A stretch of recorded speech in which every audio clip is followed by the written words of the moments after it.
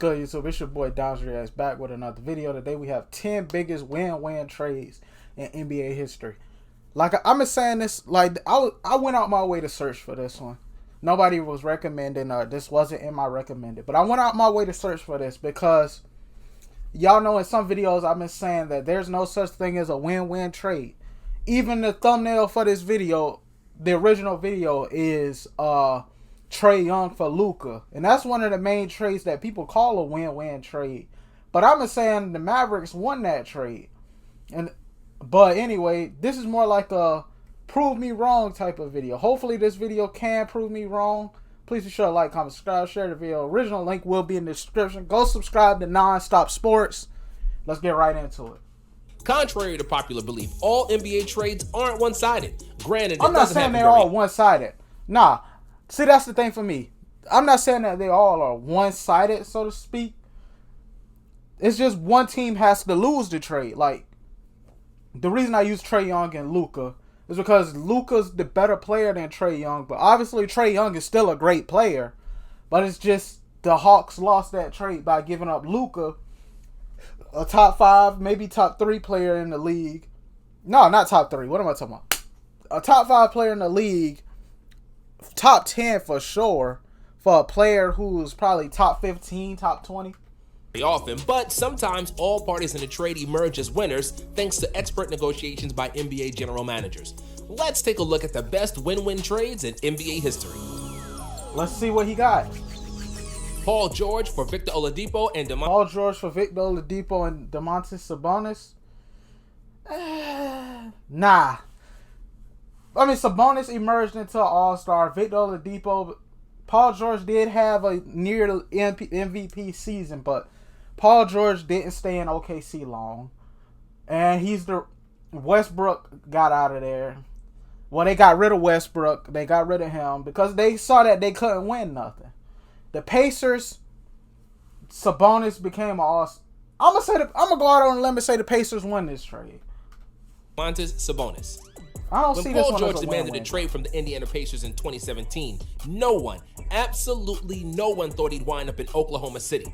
Most experts around the league penciled in George for one of the two LA teams, seeing how the Palm California native hadn't exactly hid his desire to eventually play for the Lakers or Clippers. But Thunder GM Sam Presti came in at the 12th hour and gave the Pacers an offer they couldn't resist. The Thunder got George and paired the all-star wing with their MVP point guard, Russell Westbrook. The Pacers got back two blue-chip prospects of their own in Victor Oladipo and Domantas Sabonis. Oladipo wasn't a great backcourt partner for Westbrook, but he blew up big time once he got to Indiana, where he played his college basketball and averaged 23 points per game. Yeah, I ain't gonna lie, 2018 Victor Oladipo was his best year.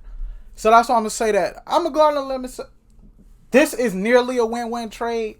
But I'll give it the nod to the Pacers because they stuck around together longer. But also, I've been hearing like this people on lock. I disagree with the take, but Victor Oladipo, they say 2018 Victor Oladipo is better than MVP roles.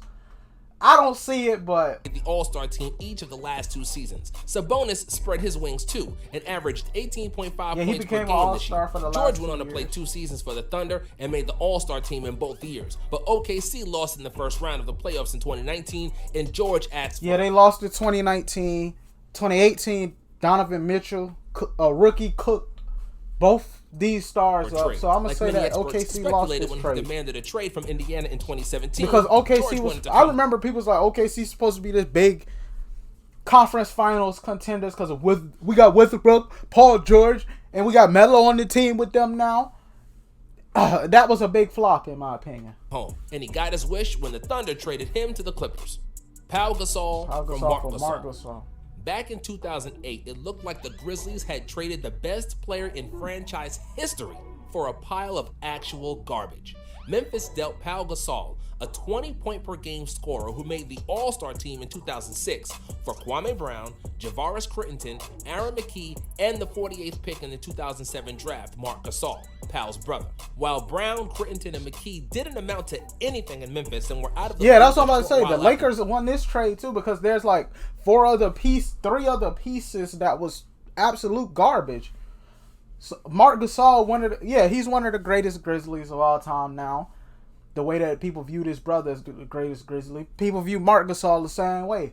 But the rest of those players, if at least one of those other players emerged into something for the Grizzlies, then I would give y'all that one. But I can't give y'all this one either.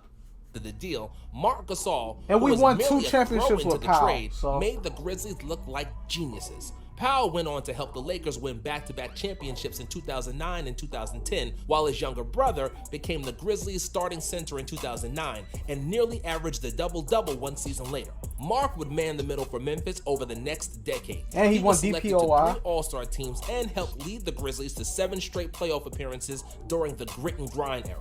Memphis even made the Western Conference Finals. Yeah, I really want to say that I'm biased. Like I admit when I'm wrong. Part of me wants to say that this was a win-win trade, but I just can't with all the other players that was involved. Now, if it was just a straight-up trade like that, then yeah. But there was other pieces involved that didn't emerge to anything. So that's why I can't say that this was a win-win. Award. Luka Doncic for Trae Young. No, stop it. This is not a win-win. This is not. I'm sorry. It's not. Luka is clearly the better player here. I'm not doing it. Hawks entered the 2018 draft in a perfect situation at pick number 3. They needed a point guard and knew that the top 2 teams in the draft, the Suns and Kings, weren't going to take any of the top 2 point guards available in Luka Doncic and Trae Young. But the Hawks also knew the Mavs wanted Doncic bad, so they negotiated a deal with Dallas where they swapped first-round picks with the Mavericks and also picked up an extra 2019 first-round selection in the process. The Hawks got their guy in Young, who averaged 19 points per game as a rookie and made the All-Star game in just his second season. The Hawks also used their future Mavs pick to select Cam Reddish, who I don't could like be Cam a future Reddish for impact him, player. Like, Cam Reddish is decent, but I'm not too impressed by him. The Mavs got their guy too in Doncic at pick number 5. Doncic went on to win Rookie of the Year over Young and also made his first All-Star team in his second season while averaging 29 points, 9 rebounds, and 9 assists per game. There we go. He almost averaged a triple-double. The Hawks gave up on that before they had a chance. For Alonzo Mourning. The Charlotte Hornets. See, I don't know too much about this trade right here, Alonzo Mourning for Glenn Rice, so I'm not going to speak on this one. But back... I lost my train of thought. I had a train of thought that I wanted to say with the last trade. Never should have traded Hall of Famer Alonzo Mourning, but their hand was forced in 1995 when Mourning's feud with teammate Larry Johnson led to the Hornets breaking up a perennial playoff team. Miami got Mourning, who had already been an All-Star twice with Charlotte, along with Pete Myers and LeBron Ellis, by giving up Glenn Rice along with Matt Geiger, Khalid Reeves, and a 1996 first-round pick. Rice had spent his first 6 seasons with the Heat and was just beginning to develop into an all-star after averaging 22 points per game, but Miami hadn't had too much success with him leading the way. Mourning went on to make 5 all-star teams with the Heat and won Defensive Player of the Year twice as Miami made the playoffs 6 straight times. Mourning went on to become one of the most beloved players in franchise history.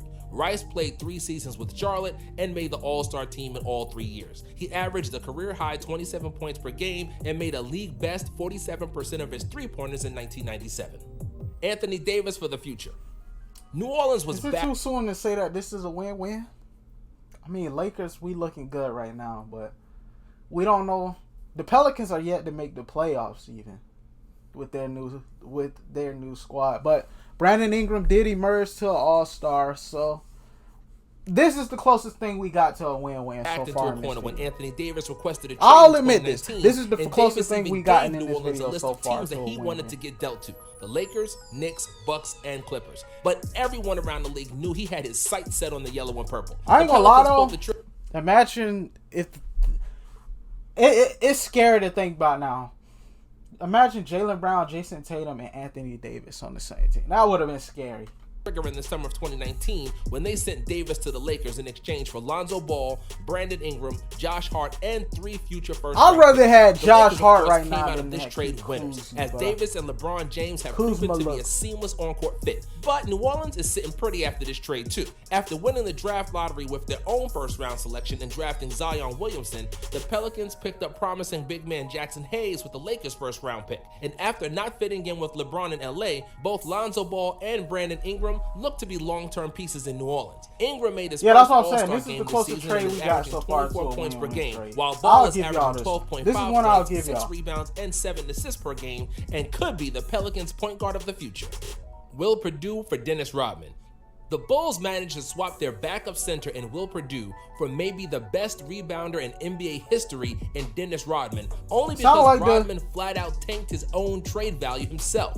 After the Spurs got Rodman in a trade with the Pistons, his behavior became beyond erratic. Rodman skipped Spurs training camp in 2002, threw a bag of ice at coach Bob Hill after being ejected during an exhibition game a year later, and San Antonio even had to suspend Rodman from Game 4 of the 1995 playoffs after he refused to enter Game 3. The Spurs had to get rid of Rodman, but he was so toxic at the time that not many teams wanted to take on the risk. The Bulls did, and the rest is So it sounds like the Bulls Rodman won this trade, ain't it? So what did Will Perdue go on to do throughout his led career? the league in rebounding during his first 3 seasons with the Bulls, and along with Michael Jordan and Scottie Pippen, helped Chicago to 3 straight championships from 1996 to 1998. Perdue went on to play the next 4 seasons in San Antonio and gave the Spurs valuable and consistent minutes at the center position. Shaquille O'Neal for Lamar Odom and Caron Butler. Shaquille O'Neal had just led the Lakers to 3 rings in 2000, 2001, and 2002. But Los Angeles lost in the conference finals in 2003 and then were embarrassed in the finals against the Pistons in 5 games in 2004. His time was up in LA, and the Lakers dealt him to the Heat for Lamar Odom, Caron Butler, Brian Grant, and a future first-round pick. The trade initially looked like a disaster for the Lakers. O'Neal played a key role in helping lead the Heat to a championship in 2006, while the Lakers hovered around 500. Things in LA got so bad that Kobe demanded a trade, but Odom proved to be the perfect role player and a valuable piece in the Lakers' 2 championship-winning squads. Lamar Odom was a point forward before the point forwards were really even a thing. I'll give Lamar Odom that. Stephen A, man. That Stephen A meme is crazy. 2009 and 2010, it just came to my mind. When he nearly averaged a double-double in both seasons, primarily off the bench. He also won 6th Man of the Year in 2011. Butler and Grant never provided much for LA, but the Lakers turned their future first-round pick from the deal into Jordan Farmer, who he was a solid role player of being the backup point guard on back-to-back title-winning teams, which is no easy feat. Kevin Love for Andrew Wiggins. When LeBron James declared that he was returning to Cleveland in 2014 after a 4-year run, provide much. Wiggins didn't provide much to Minnesota. See, that's what I'm saying. These trades he give. No, I will give him the. What trade was that? I'll give him that Lakers AD trade. I'll give him that. But a win now team. LeBron wanted to play with as many veterans as possible, so the Cavs swapped Andrew Wiggins, who Cleveland had taken #1 overall in the draft just that summer, along with 2014 #1 overall pick Anthony Bennett for Love. The Timberwolves also received Thaddeus Young as part of a 3-way deal that involved the 76ers. Love, who was already a 3-time All-Star with the Timberwolves, along with LeBron and Kyrie Irving, helped the Cavs to 4 straight NBA Finals with Cleveland, winning the championship in 2016 over the 73-win Golden State Warriors. Love will probably go down as an underrated contributor on those Cavs teams, but was a skilled scorer and averaged 19 points per game for Cleveland in 2016. He also made 2 All-Star teams with the Cavs in 2017 and 2018, and is still one of the best rebounders in the league today.